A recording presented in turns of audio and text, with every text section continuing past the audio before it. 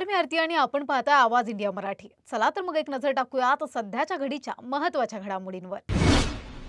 लोकसभा अध्यक्ष ओम बिर्ला यांनी पंतप्रधान नरेंद्र मोदींच्या राष्ट्रपतींच्या अभिभाषणावरील आभार प्रस्तावाच्या भाषणावर पुढे ढकलण्यात आल्याबाबत नाराजी व्यक्त केली. सभापतींच्या मते काँग्रेसच्या काही खासदारांनी पंतप्रधानांच्या खुर्चीकडे जाण्याचा प्रयत्न केला आणि सभागृहात गोंधळ निर्माण केला. त्यामुळे अनपेक्षित घटना घडण्याची शक्यता होती. ओम बिर्ला म्हणाले की काल सभागृहात जे घडले ते देशाने पाहिले. काहीही घडले असते तर ते निंदनीय झाले असते. मला विश्वसनीय माहिती मिळाली होती की काँग्रेसचे खासदार पंतप्रधानांशी संपर्क साधून अनपेक्षित घटना घडवू शकतात. त्यामुळे मी पंतप्रधानांना सभागृहात येऊ नये अशी विनंती केली आणि त्यांनी माझे म्हणणे मान्य केले. ते पुढे म्हणाले, आपल्या संसदीय व्यवस्थेत संविधानाने सभागृहाच्या अध्यक्षाचे प्रतिष्ठित स्थान सुनिश्चित केले आहे. राजकीय मतभेद संसदेच्या पटलावर आणले गेले नाहीत. काही खासदारांनी लोकसभेत गोंधळ घातला आणि विरोधी पक्षाचे काही खासदार पंतप्रधानांच्या भाषणात व्यत्यय आणण्याचा प्रयत्न करू शकतात हे मला माहिती होते. भाजप खासदार मनोज तिवारी यांनी सांगितले की काही महिला विरोधी खासदार सभागृहाच्या वेळीमध्ये प्रवेश करून पंतप्रधानांच्या खुर्चीकडे धाव घेतल्या.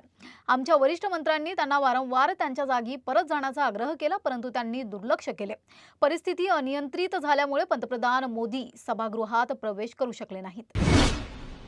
सदनात घडलेल्या अनपेक्षित घटनेवर सभापती म्हणाले, काँग्रेसचे काही सदस्य नेता सदनाच्या आसनावर येऊन अप्रिय घटना घडवू शकले असते, जी देशाच्या लोकशाही परंपरांसाठी गंभीर ठरली असती.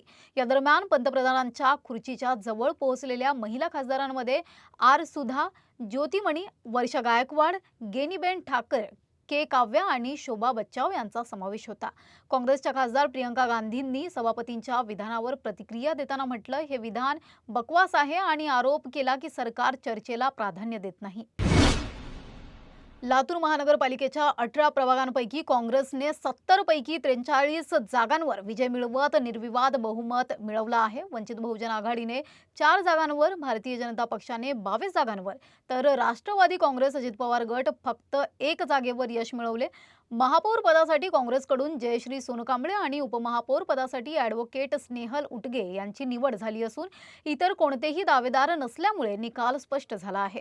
महापौर पद महिला प्रवर्गासाठी आरक्षित असल्यामुळे लातूरमध्ये महिला महापौर राहणार आहे.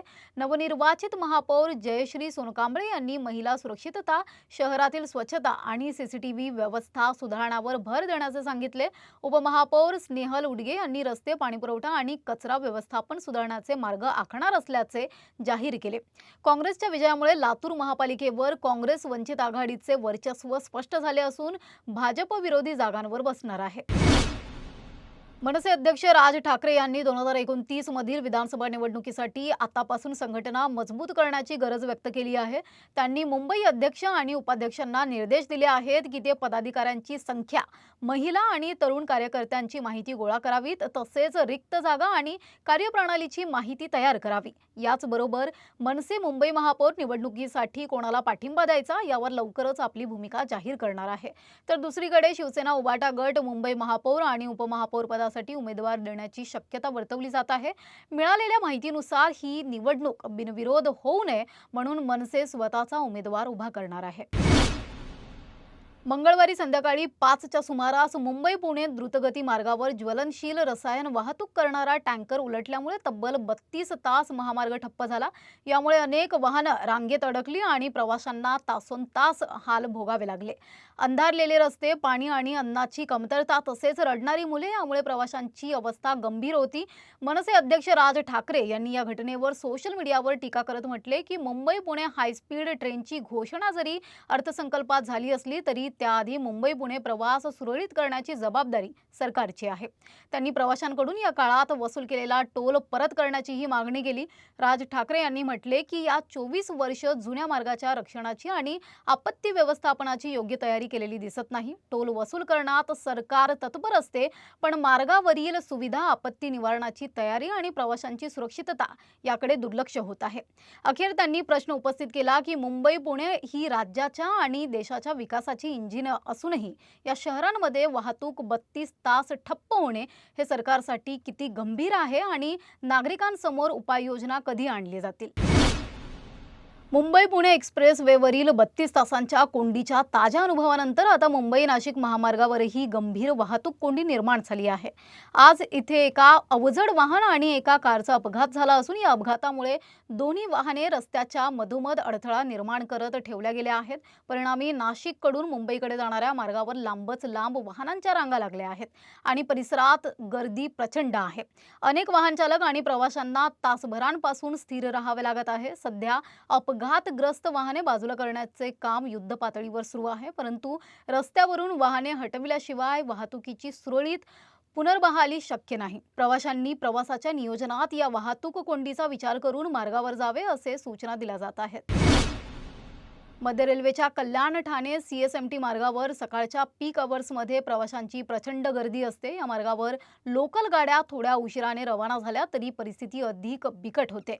विशेषतः उत्तर भारतातून येणाऱ्या मेल आणि एक्सप्रेस गाड्यांच्या वेळापत्रकामुळे उपनगरीय लोकल सेवेला अडथळा येतो. अनेकदा एक्सप्रेस गाड्या उपनगरात प्रवेश करताना सुरक्षा कारणास्तव लोकल गाड्यांना सिग्नलवर थांबवावे लागते, ज्यामुळे लोकल उशिराने धावतात. या उशिरामुळे डब्यांमध्ये प्रचंड गर्दी होते आणि प्रवाशांना कठीण प्रवास करावा लागतो. अनेक वेळा 20 ते 25 मिनिटे उशिरा गाड्या पोहोचल्याने संपूर्ण वेळापत्रक कोलमडते. या गंभीर समस्येचा विचार करून मध्य रेल्वे प्रशासनाने महत्त्वाचा निर्णय घेतला आहे. आता पीक अवर्समध्ये लांब पल्ल्याच्या मेल एक्सप्रेस गाड्यांना थेट मुंबई उपनगरात प्रवेश करण्याची परवानगी दिली जाणार नाही. या गाड्या टिटवाळा, आसनगाव सारख्या स्थानकांपूर्वीच थांबवण्यात येणार आहेत. यामुळे उपनगरातील लोकल गाड्यांना वेळेवर धावण्यास मदत होईल. मुंबईच्या दादर रेल्वे स्टेशन पूर्व परिसरात 24 ते 26 जानेवारी दरम्यान 2 टॅक्सी चालक आणि त्यांच्या साथीदारांनी प्रवाशांकडून अनुक्रमे 1,800 रुपये आणि 2,000 रुपये घेऊन फसवणूक केली. माटुंगा पोलिसांनी तपासात एकूण 7 जणांना अटक केली असून 4 टॅक्सी जप्त केल्या आहेत. मुंबईमध्ये टॅक्सी चालकांकडून मीटर बंद ठेवून प्रवाशांकडून जास्त भाडे घेण्याचे प्रकार वारंवार घडत आहेत. याशिवाय दादर, माटुंगा आणि माहेश्वरी उद्यान सर्कल परिसरात एकूण 98 फेरीवाल्यांवर कारवाई करण्यात आली असून BMCF नॉर्थ वॉर्डच्या सहकार्याने अनधिकृत फेरीवाले परिसरातून हटवण्यात आले आहेत. T20 वर्ल्ड कप 2026 स्पर्धा सुरू होण्याआधी फक्त 2 दिवस शिल्लक आहेत आणि भारतीय संघाने वॉर्मअप सामन्यात दक्षिण आफ्रिकेला पराभूत करून मुख्य टप्प्यासाठी तयारी पूर्ण केली आहे. संघाचे हेड कोच गौतम गंभीर यांनी आज मुंबईतील सिद्धिविनायक मंदिरात जाऊन संघाच्या यशासाठी प्रार्थना केली.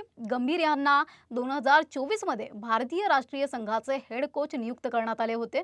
त्यांच्या मार्गदर्शनाखाली भारताने 2025 ची चॅम्पियन्स ट्रॉफी आणि मागील वर्षीचा आशिया कप जिंकला आहे. कप्तान सूर्यकुमार यादव यांच्या नेतृत्वाखाली डिफेंडिंग चॅम्पियन भारत या वर्षीच्या टायटलसाठी प्रमुख दावेदार आहे.